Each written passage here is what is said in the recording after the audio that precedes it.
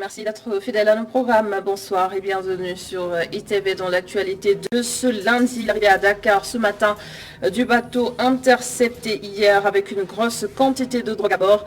La marine nationale menait des opérations de surveillance dans les eaux sénégalaises. Le vote de la loi modifiant le code pénal et le code de procédure pénale, une pilule difficile à digérer pour les députés de l'opposition. Ils ont peut-être perdu une bataille, mais la guerre va se poursuivre auprès du Conseil constitutionnel. Une autre question qui résonne actuellement également dans l'actualité, les inondations. Les chantiers du BRT risquent de porter un énorme préjudice aux riverains. Nous irons à Liberté 6 recueillir leurs inquiétudes.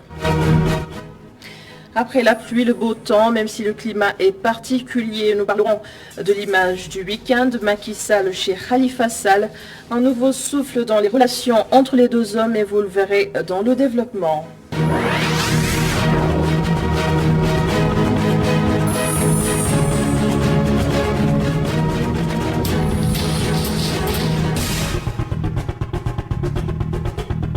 Le bateau est donc arrivé à Dakar un peu plus tôt dans la matinée. La marine sénégalaise a intercepté le navire hier avec une grosse quantité de drogue à bord du hashish précisément. 3 individus de nationalités différentes ont été interpellés. À la rédaction a joint le capitaine de frégate, cher Omar Sanya. Tout de suite ses explications. L'opération s'est bien déroulée et la saisie a été effectuée le dimanche à 9h30 du matin. Et le bateau a été escorté au port de Dakar où les formalités de débarquement et d'évaluation de la capture en présence de toutes les administrations habilitées ont été effectuées. Et en résumé, nous avons décompté 8 tonnes 334 kg de hashish saisis. Voilà, donc comme je disais, dès que nous avons eu le renseignement, nous avons mis en œuvre nos procédures et je préfère réserver cela au volet tactique, mais ils ont été saisis à 240 kilomètres environ de Dakar, ce qui suppose que c'est vraiment loin au large de nos côtes. Et l'opération s'est bien déroulée sans incident majeur. Comme vous le savez, l'Assemblée nationale a voté vendredi le projet de loi très polémique portant modification du code pénal et du code de procédure pénale. Les députés de l'opposition vont maintenant saisir le Conseil constitutionnel. Les signatures nécessaires pour entamer la démarche ont déjà été obtenues selon le député Charbon Badje dans un entretien accordé à Miki Maramdia Kokardé. Les modifications apportées dans le code pénal et le code de procédure pénale continuent d'indisposer les membres de l'opposition. Une pilule dure à avaler selon Cheikh Bambadje qui annonce un recours au niveau du Conseil constitutionnel. Toutes les signatures sont disponibles selon lui. Bien évidemment, la suite maintenant, c'est 2 choses. Continuer la procédure, faire un recours auprès du Conseil constitutionnel et alerter et continuer à alerter les Sénégalais. Parce que le contexte dans lequel la loi est venue incite à être extrêmement suspect sur les intentions du gouvernement du Sénégal. Il n'y a pas très longtemps, lors des événements de mars, on a entendu le président de la République, ses ministres, son gouvernement, ses députés parler de menaces terroristes, parler que plus jamais on les surprendra, parler des faits de chape de béton à mettre sur la société civile et sur les réseaux sociaux. Voici une loi qui règle l'ensemble de l'occupation après mars. Le Conseil constitutionnel, ultime recours pour l'opposition qui n'a pas pu compter sur la mobilisation des citoyens. Le député, membre de MDD, dit comprendre les Sénégalais. Je pense que tout cela a fait que les populations n'ont pas encore saisi la profondeur et la grande injustice que porte cette loi-là. C'est malheureux et c'est voulu et c'est fait à dessein. Le fait qu'ils y aient arrivé aujourd'hui ne les absout pas et ne leur donne pas la possibilité de croire qu'ils ont raison. Parce que de très mauvaises lois ont été votées à l'Assemblée nationale dans les mêmes formes et ils sont passés comme lettres à la poste. Le leader du Front pour le socialisme et la démocratie, Benno Djoubol, s'est aussi prononcé sur les locales de 2022. Il déclare sa candidature. Bien sûr, je serai candidat à la mairie de Saint-Louis parce que j'ai la chance d'avoir géré cette ville, d'y avoir mis des résultats plus qu'excellents. Et quelque part, je suis connu partout pour être un spécialiste de la décentralisation. Qui plus est, je suis aussi reconnu pour être quelqu'un d'une probité morale acceptable. Et je pense que les Saint-Louisiens, la société sénégalaise a besoin à la tête des collectivités territoriales de gens propres, moralement intacts, intellectuels, experts, capables d'aider les populations et qui ont aujourd'hui l'expertise qu'il faut. Je réunis toutes ces qualités-là, je pense, pour tout ce que j'y ai fait et les aspirations des Saint-Louisiens et des Saint-Louisiennes telles que je les ressens aujourd'hui. Je pense que j'ai toutes mes chances et avec une large coalition de l'opposition, Inch'Allah, on fera face. Cheikh Bamba Dièye veut donc retrouver le fauteuil perdu en 2014. Aura-t-il la bénédiction de l'opposition à Saint-Louis?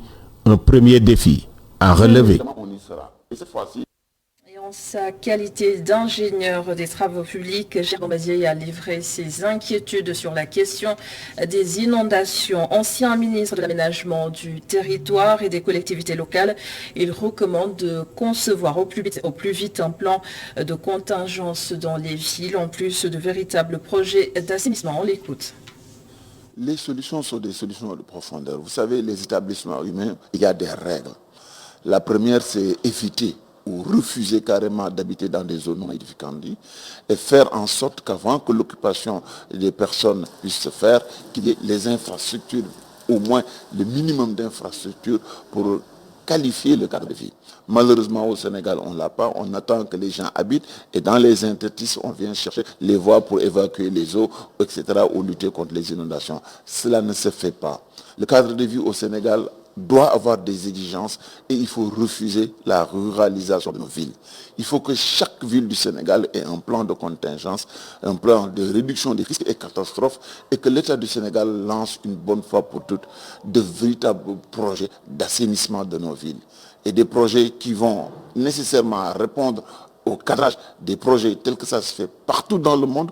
Si on ne le fait pas, ce sont des à-coups qu'on met en place. Et quand on résume l'ensemble des milliards qui ont été dépensés, on aurait pu solder carrément la question de l'assainissement et qualifier nos cadres de vie si les choses avaient été faites dans les règles de l'art. Alors, si on l'a fait, Et Dakar a enregistré sa première pluie samedi dernier, mais beaucoup craignent des scénarios catastrophiques en raison justement des nombreux chantiers du bus rapide transit, le BRT. À Liberté 6 par exemple, cette inquiétude est bien réelle. Les riverains ne dorment plus. Voyez ce reportage de Mamadou Dian. Dakar a enregistré sa première pluie ce week-end.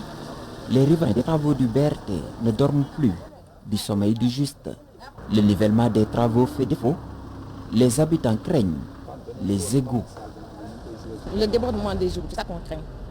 Le seul problème, c'est le débordement des égouts. La pollution, le paludisme, voilà. L'arrivée des moustiques, les maladies. Seuls quelques millimètres sont tombés sur Dakar et les conséquences commencent à se ressentir. Les riverains sont surtout apeurés par la fermeture des canaux, seul moyen d'évacuation des eaux.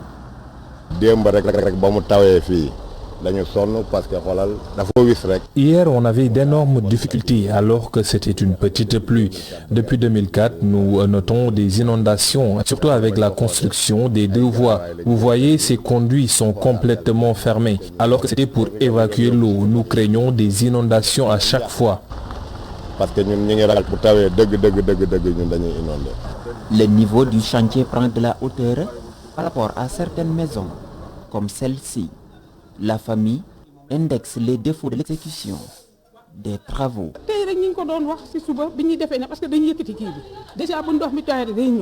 Nous risquons encore d'être inondés. La construction de la dalle fait défaut. Nous sommes très inquiets.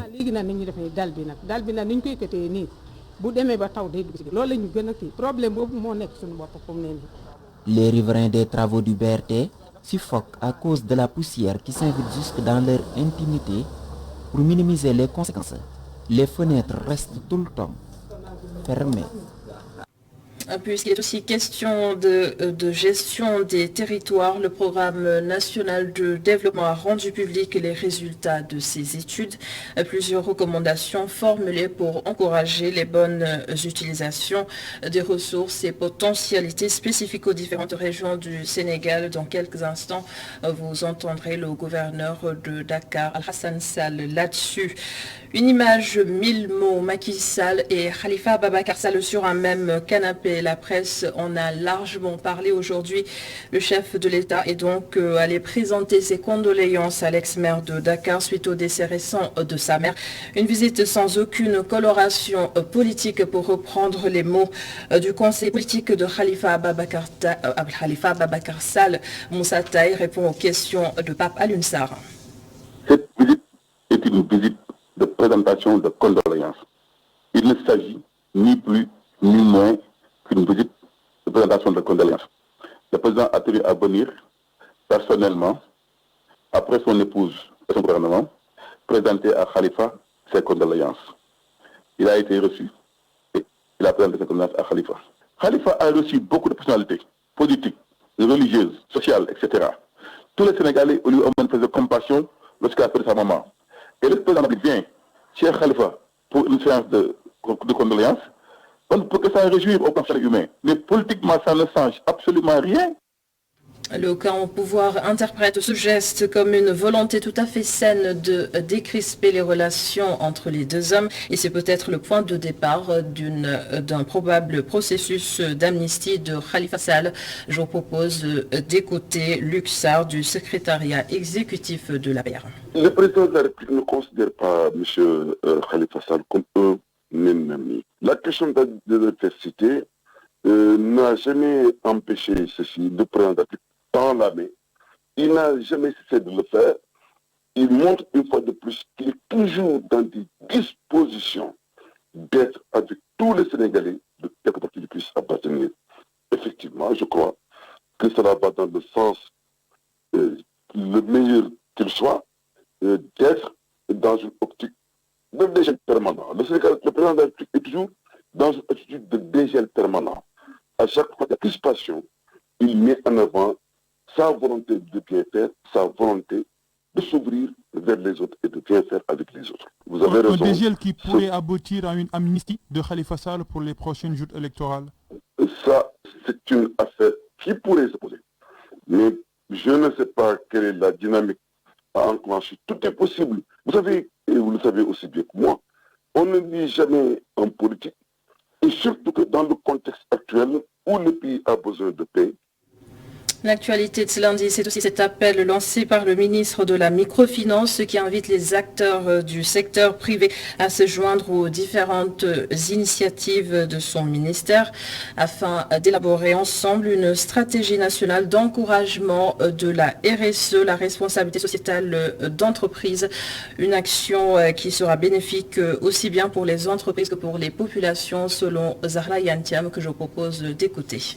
En enrôlant cette première phase, 10 groupements de femmes de la commune de Taïwanais, composés de 249 membres, vous contribuez ainsi à la promotion de l'économie sociale en promouvant donc l'implication de plusieurs partenaires dans cette stratégie d'intervention, qu'ils soient publics ou privés. Je voudrais donc vous féliciter les acteurs du secteur privé national qui se sont engagés dans cette initiative en acceptant d'accompagner cet important projet de développement.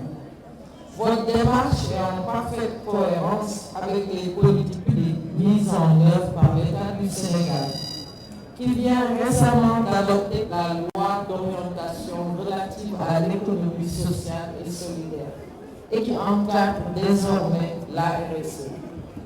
C'est donc pour moi une occasion d'inviter les acteurs du secteur privé, notamment, à se joindre aux différentes actions du ministère de la Microfinance et de l'économie sociale et solidaire pour qu'on puisse ensemble élaborer une stratégie nationale d'encouragement à la RSE qui sera bénéfique aussi bien pour les entreprises que pour les populations. Sensibiliser les enfants sur l'importance de l'état civil à travers une compétition interscolaire. Une initiative a été lancée par le tribunal d'instance de Rufisque et depuis lors, le problème semble être résolu ou presque sur l'ensemble du département. Les parents sont aussi sensibilisés sur la question. Babacar Seck nous en dit plus. Par la présidente du tribunal d'instance de Rufisque, le programme On ne joue pas avec les droits, qui s'est déroulé sous forme de compétition entre établissements scolaires, a pris fin. La problématique de l'état civil était au cœur des débats. Cette question étant cruciale, on s'est dit que pourquoi ne pas mettre en place ce programme afin d'outiller davantage les enfants sur cette question. Vous savez, parmi les principes phares de la Convention relative aux droits des enfants, il y a la participation. Donc, il est bon que les enfants participent à l'idée selon laquelle l'extrait d'acte de naissance est essentiel. Et on ne joue pas avec les droits, ça veut dire qu'on ne joue pas avec l'absence d'extrait d'acte de naissance. Les actions du tribunal d'instance de Rufisque ont permis de régulariser 3042 élèves en manque de pièces d'état civil, dont la quasi-totalité des élèves en classe d'examen. À l'IF de Rufisque commune, nous étions au départ à 800 élèves sans pièces d'état civil.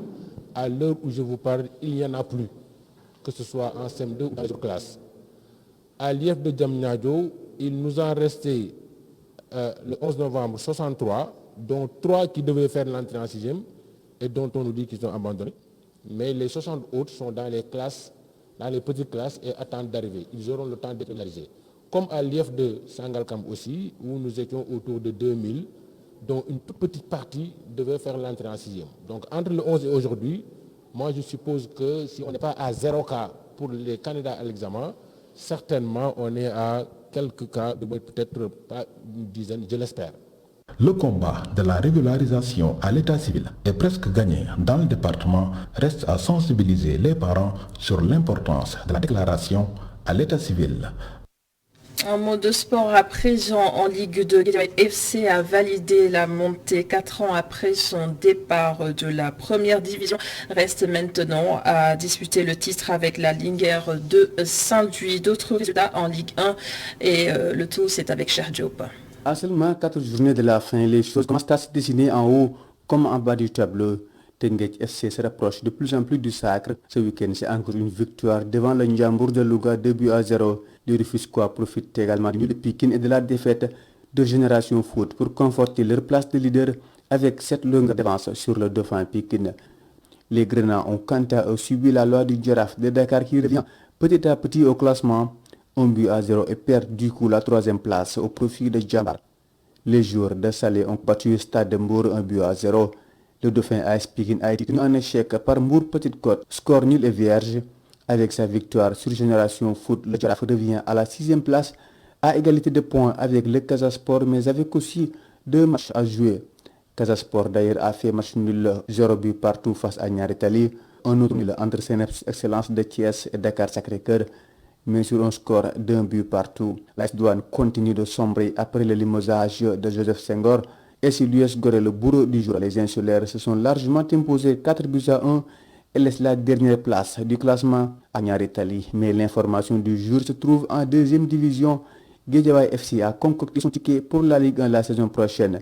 Grâce à une victoire sur la Renaissance de Dakar 1-0, les Crabes totalisent actuellement 49 points avec 14 points d'avance sur le 3e, l'Union Sportive de Ouakam. Reste à disputer le titre de champion avec les Samba Linguère. Justement, la Linguère de Saint-Louis a été stoppée par une défaite face à EJ Fatick 1-0 et Ouakam a été Keur Madior 3-1. C'est également sur le même score que les étudiants de Dakar Université Club se sont imposés devant Africa Promo Foot et enfin Port Autonome de Dakar et Amitié FC n'ont pas pu se départager un but partout. Et nous passons à la rubrique quotidienne Fenêtre d'Afrique. L'ancien Premier ministre malien Boubou Cissé a marqué son adhésion à l'Union pour la République et la démocratie URD. Le parti du défunt Soumaïla Cissé. Des observateurs prédisent de belles perspectives pour la présidentielle de 2022. Mohamed Attayer nous parle depuis Bamako. Bonjour chers téléspectateurs de ITV. L'actualité au Mali reste dominée par l'adhésion de l'ancien Premier ministre Boubou Cissé, le docteur Boubou Cissé, au parti de feu Soumaïla Cissé qui était le président fondateur de l'URD sur le parti l'Union pour la République et la démocratie. Donc c'était Soumaïla Cissé qui avait construit ce parti-là. Il est parti, c'est les circonstances dans lesquelles il a trouvé la mort à Paris à la suite du Covid. Et donc aujourd'hui, Boubou Cissé, qui était le dernier président du président Ibrahim Boubacar Keïta, a intégré son parti. Et certains observateurs disent clairement qu'il s'apprête, il ambitionne d'être le futur porte-étendard du parti à la future élection présidentielle prévue en février 2022. Parce que les textes de l'IRD sont clairs, pour être candidat du parti, il faut être membre du parti. Et depuis hier, cela est fait. Le docteur Boussé est désormais membre du parti IRD et avec un autre baron, un autre ancien ministre des Finances, Igor Diarra, ils sont les deux financiers désormais, les deux grands financiers du parti URD. Entre les deux, qui sera le prochain candidat de l'URD? Bon, les débats vont dans tous les sens et puis cette adhésion alimente le débat au niveau de certains états-majors politiques. Donc, parce que Boubou Cissé, au niveau de l'URD, ça pose un problème d'éthique politique selon certains observateurs, parce que c'était Boubou Cissé qui était le dernier premier ministre du président Ibrahim Boubacar Keïta. C'était lui, selon certains observateurs, qui était complice aussi des manifestations, des tueries du 10, 11 et 12 juillet qui ont occasionné des morts lors des manifestations du M5 RFP. Donc pour eux, c'est aussi la trahison de la mémoire du président fondateur Soumaïla Cissé. Donc ce sont des observations de certains acteurs de la classe politique. Donc pour eux, Soumaïla Cissé, l'héritage de Soumaïla Cissé a été sacrifié, parce que dans le parti de l'URD, il y a encore des cadres qui peuvent porter le drapeau ou être porte-étendard du parti lors de la prochaine élection présidentielle. Mais tout ça n'est que supposition, hypothèse. On attend de voir clair dans les jours à venir pour savoir si réellement le docteur Boubou Cissé sera le porte-étendard de l'URD à la future élection présidentielle prévue en février 2022. Et voilà, c'est la fin de ce journal. Merci de l'avoir suivi. Merci à toute l'équipe de la régie. Bonne suite des programmes sur ITV. On se donne rendez-vous demain dans le 19h45.